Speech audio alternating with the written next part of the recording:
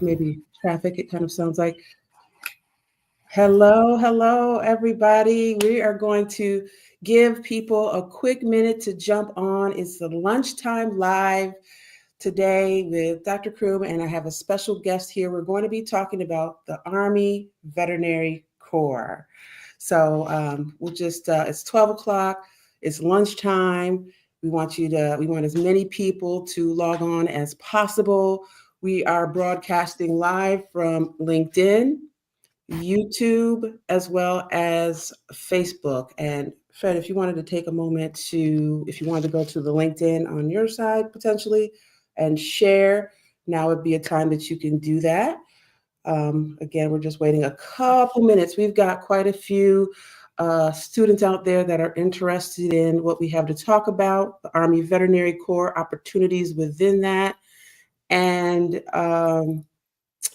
as well as our telemedicine virtual internship that I created a couple of years ago that allows students to join me virtually from anywhere in the country and join our network of pre-veterinary students who have such a wide variety of backgrounds. So this is really exciting to have one of our interns on today is a guest. We're going to be letting you know a little bit more about him, but obviously it has to do with the Army Veterinary Corps.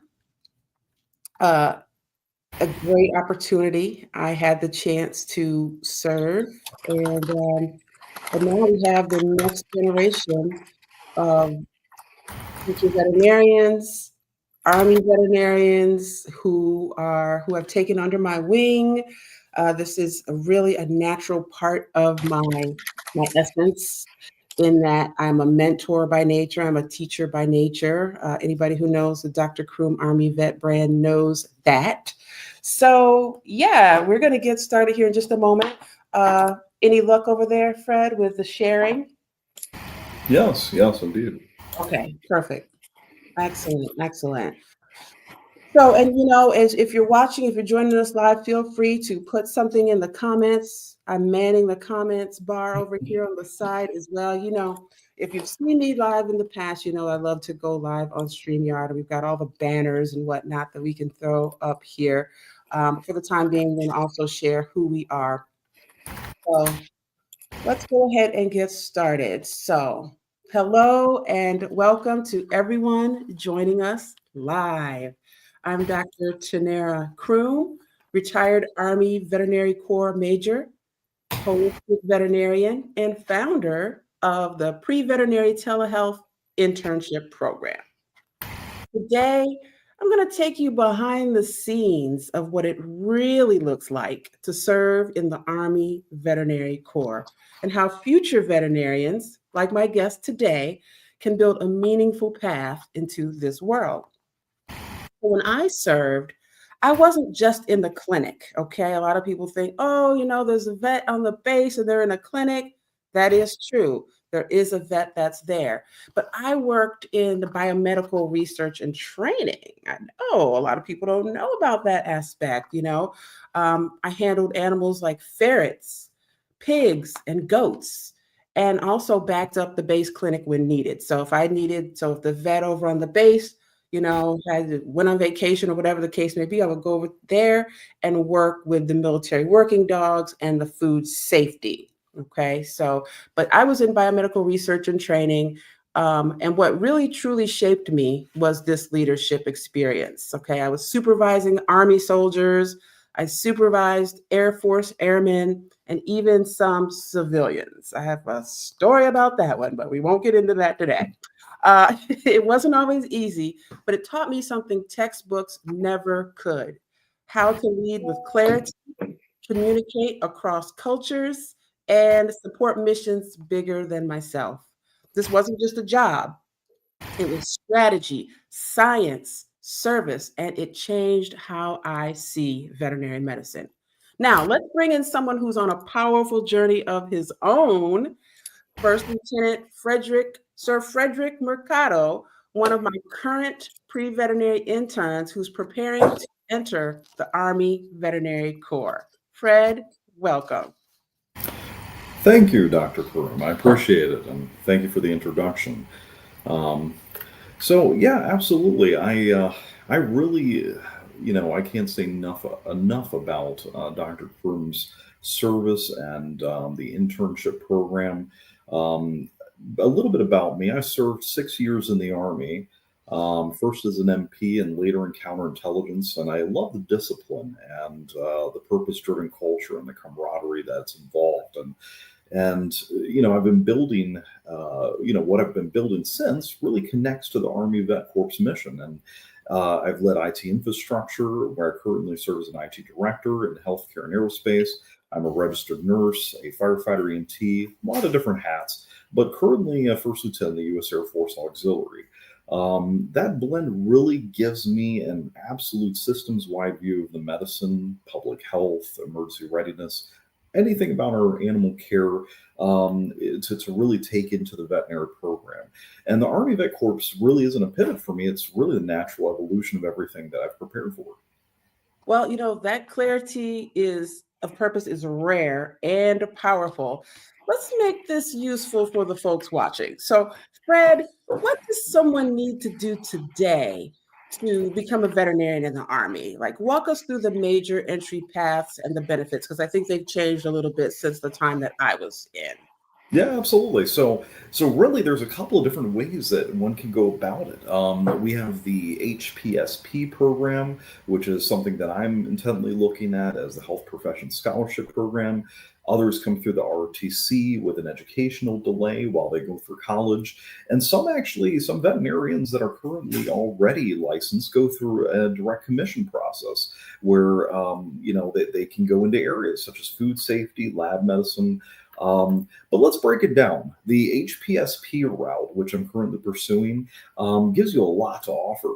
It has full tuition plus monthly stipend. And when we get into that, the Army pays 100% of that school tuition, which, especially considering the big, beautiful bill that just passed, we need all the support that basically we can get. So that means $2,700 a month tax free. There's also a sign-on bonus, sometimes of 20 upwards to $40,000. There's no student debt, guaranteed job. So basically, you graduate debt-free and you walk into a captain's commission at '03. So if for anybody that's not military orientated, we start at '01, which is second lieutenant, '02 is first lieutenant, '03 is captain. So you get a little bump there. Career versatility, it's not just cats and dogs, and that's really what's amazing about the Army Vet Corps is you're going to be working with not only military working dogs that deal with bomb sniffing, EOD. You're also dealing with horses, like the ceremonial horses that do funerals and anything ceremonial within the Army, and maybe even some exotic animals too. So, you're dealing with all the pets that all the service members have on base, just like you would in a civilian occupation, with all the extras as well.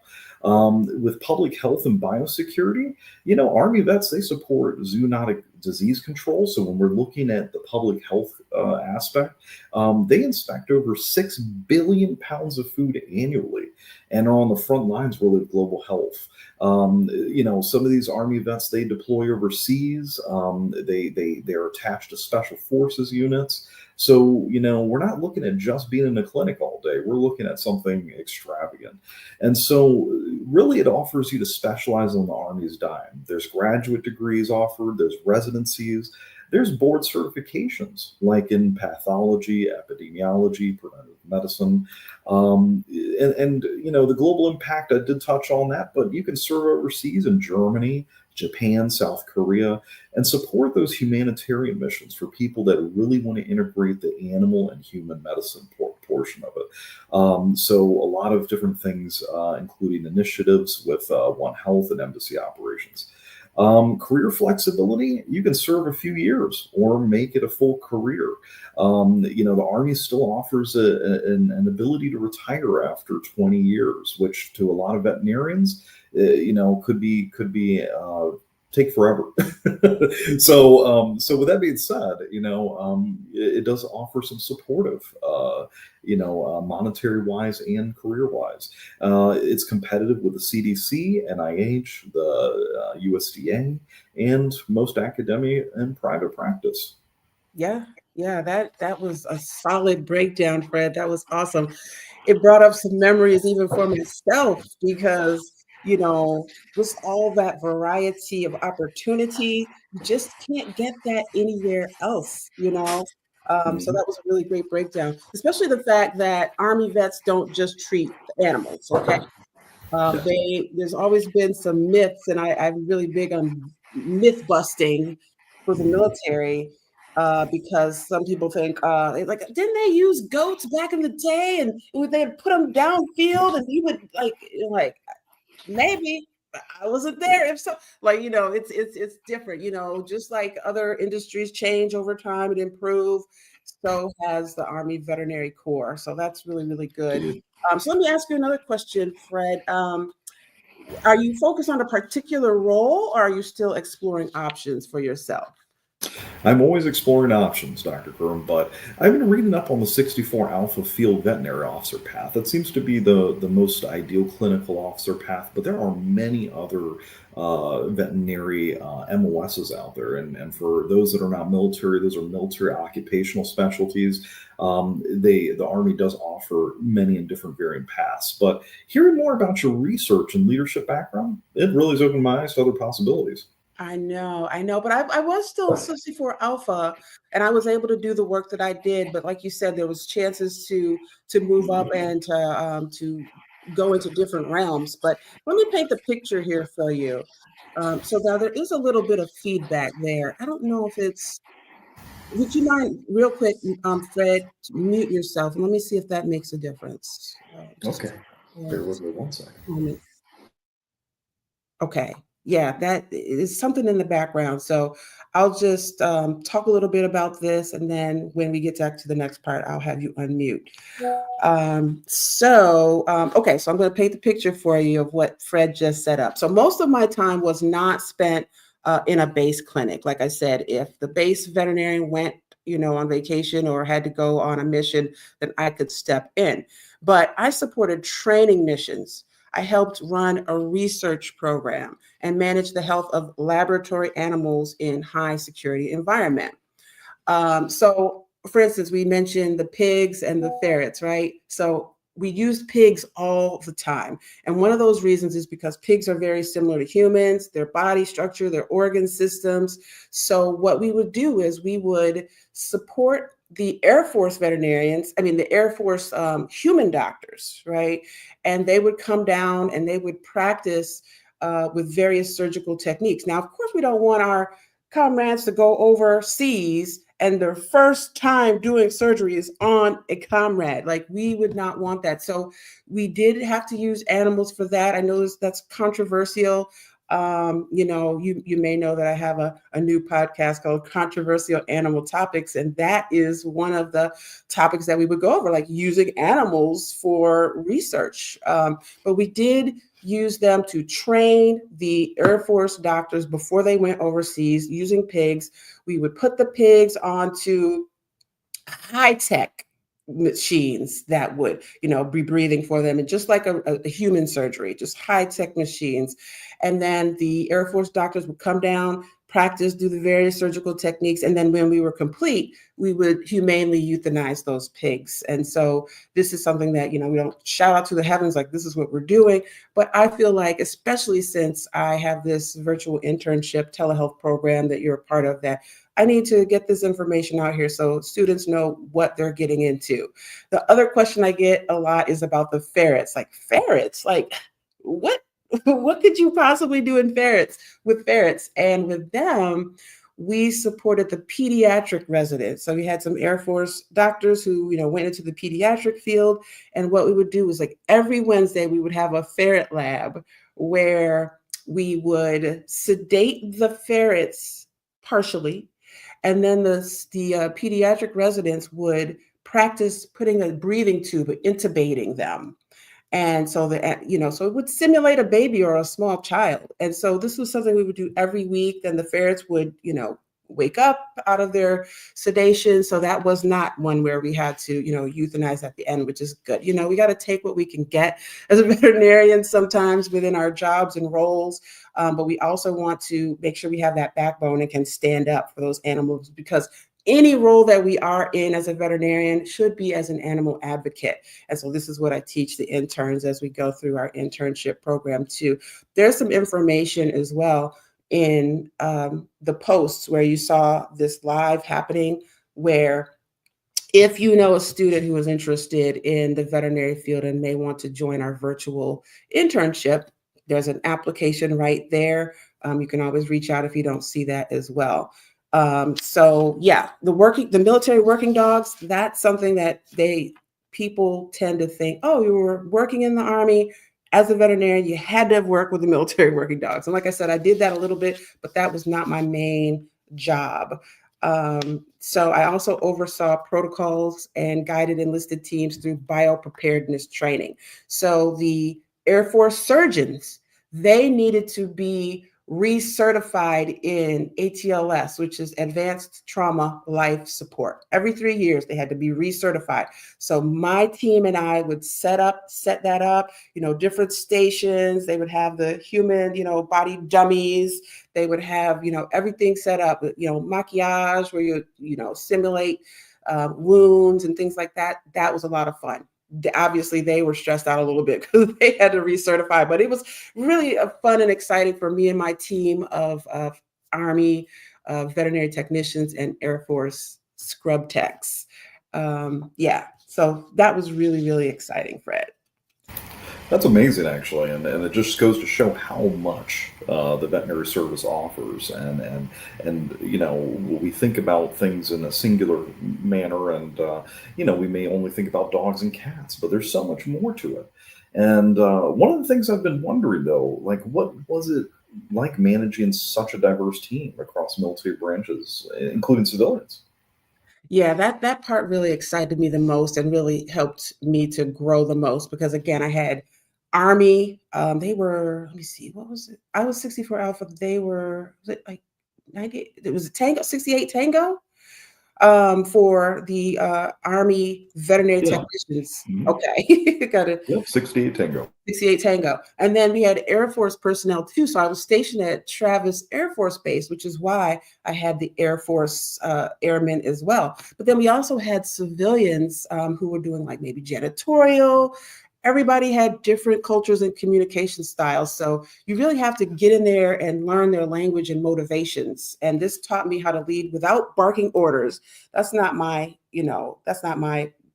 demeanor anyway, but really just how to influence and guide with mission focus.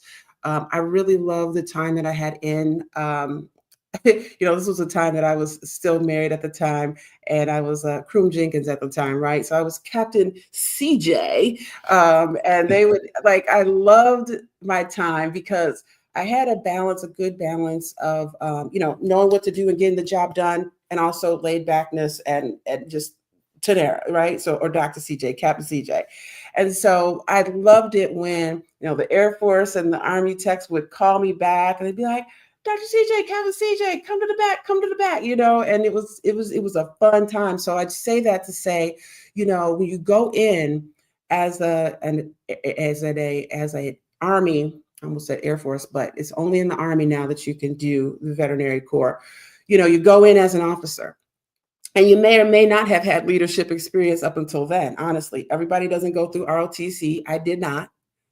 But you get in there and you've got these people that you have to supervise, and they may have been in for 7, 8 years already. And you're just coming in this, butter bar or, or first lieutenant, and you're coming in there. If you don't have that right humility, I'm telling you, you are not going to go far. You have to come in and learn humble leadership. As a matter of fact, one of my goals is to do a TED Talk on humble leadership before the end of 2025. Mark my words. So this, I supervised Army, Air Force, civilian, and I was able to really guide that mission focus.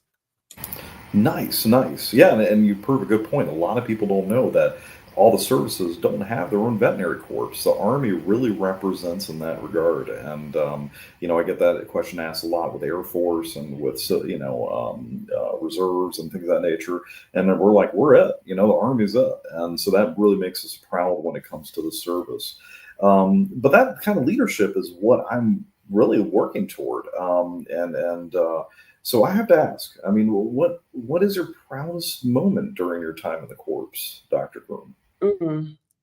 Um, Quite a few proud moments. One of them I remember I was able to participate in it was a Tuskegee Airmen event. If you know anything about Tuskegee, which is my alma mater for my veterinary school, and the impact that the Tuskegee Airmen made in the military in general, I was able to be a part of a presentation where it was just celebrating them, and I was able to get dressed up and really give them the respect that they deserve. It was a wonderful coming together of my past at Tuskegee Veterinary College and my time in the military. So that was probably one of the most proud moments. I also led various research initiatives that improved readiness protocols, and those are the things that maybe you would put into the resume and whatnot. But I just wanted to come from the heart and talk a little bit about Tuskegee and how, that really impacted me. It's nice to hear. Nice to hear. That's fantastic. Yeah, the that's kind of the exact kind of path I think I and many other people in the veterinary service really want to walk. We want to make an impact, and this may be one way to do it. What last question? What advice would you give to someone like me, or even somebody watching right now on the feed? I mean, who really wants to take the next step, who wants to go into the Army Vet Corps, but really doesn't know quite where to start or how to start. Yeah. Yeah, I mean, it definitely starts with mentorship. Now, everybody's not going to necessarily have my same background where you have teachers for both parents. I'm sure that created, who I am now, a big part of that, which allows me to be a mentor, to not, be really super nervous about speaking in front of those who want to go where I go. And also, I've had plenty of time to do that. But yeah, start with mentorship. Get around people who've been there. This is exactly what you did, Fred. You did your research, you've had a lot of experience, but you also wanted to reach out and see who's been in the Army Veterinary Corps, that's actively doing things. And you found me, you found the internship program. And when you're mentoring, don't just ask about the job, ask about the life. So if you come across, for those watching, you come across a veterinarian, whether they've been in the military or not, ask about like the lifestyle and different things that go into like what shaped them versus just the job. And then also be open to service looking different than what you imagined. Okay. Like even right now, things are going to be very different in the military than they were when I was in 2001. Oh my God, am I aging myself? I am. But you know what? If you're We're not all good. aging, guess what? You're not still here. So Well, it's just going to get worse. exactly, exactly. So, if you're watching this and thinking about a future in veterinary medicine, whether it's military, public health, or holistic, you don't have to figure it out alone. My pre-veterinary telehealth internship program was built to give you early exposure. So this is lately I've been taking students that are, college age who are already, in that direction. But I've gotten so many requests from students and parents who are slightly younger, in high school, and so I've decided to really open that up for like the older high school students to get in here because again, it's just the meeting of the minds. As you know, Fred, when you get into this internship, you meet other pre-veterinary interns from around the world, really. You even found a fellow Puerto Rican Yeah. pre-veterinary student recently when she came in, and you were like, oh, okay. So you can always have these bonds, common bonds through culture, through experiences. I really love that. Again, there's a link for the internship program. So I would say, junior in high school, on up that could be a part of this internship and really have it make sense for you. Um, so the program was built to give you early exposure, real support, and direct access to people doing the work. Fantastic. That's a great summary. And yes, I will touch base on that as far as diversity. We have a great diverse group of people. And our internship definitely meets once a week, and if not more, and we've done everything from games to talking about, screwworms. And so we tend to really enjoy where we're at the moment, and what we can provide. And I'm living proof of that. And so, if you're even thinking about this path, please, everyone, reach out. Reach out to Dr. Croom's website, learn more about the internship program. It's definitely given me clarity, connection, and direction in that regard. And we're just getting started. That's right. That's right. Yes. So check us out, the internship program. We also have a school community that's skool.com. And if you go there and look under controversial animal topics, you will find our group there as well. We'd love to get into controversial animal topics. Just animals in the military in general could be seen as controversial. And then I have worked in several fields that are also considered controversial as far as the USDA. I've worked in, slaughter facilities. So many people eat meat, but you're always going to have people that are like, kind of PETA focused, nothing wrong with having organizations like that look after animals. But we also have to be able to stand up tall and have that knowledge and be able to share the knowledge of how we are actually animal advocates. So maybe we'll have another LinkedIn Live in the future where we talk a little bit more about the Department of Agriculture job, because that's a really big one that people want to know about. And it's a really good job for veterinarians first starting out, the USDA. So, but for today, we are done with our talk about the Army Veterinary Corps. I want to just thank you again, First Lieutenant Sir Frederick Mercado. Thank you for being Thank a part you. of our internship program. Thank you for doing the work to find me and to find our group and making it better. Really, really appreciate you, and good luck moving forward as well. Thank you very much, Dr. Croom. And if it wasn't for Dr. Croom, we wouldn't have these opportunities as well. So it's a wonderful thing, and learn more about holistic and telemedicine as much as you can, and add it to your medicine repertoire. Thanks for watching, everyone. Drop your questions or DM us to learn more. And if you're a future vet ready to lead, Dr. Croom's got a spot for you. That's Everyone right. have a great day. Thank you, everyone. See you soon. Peace. Bye.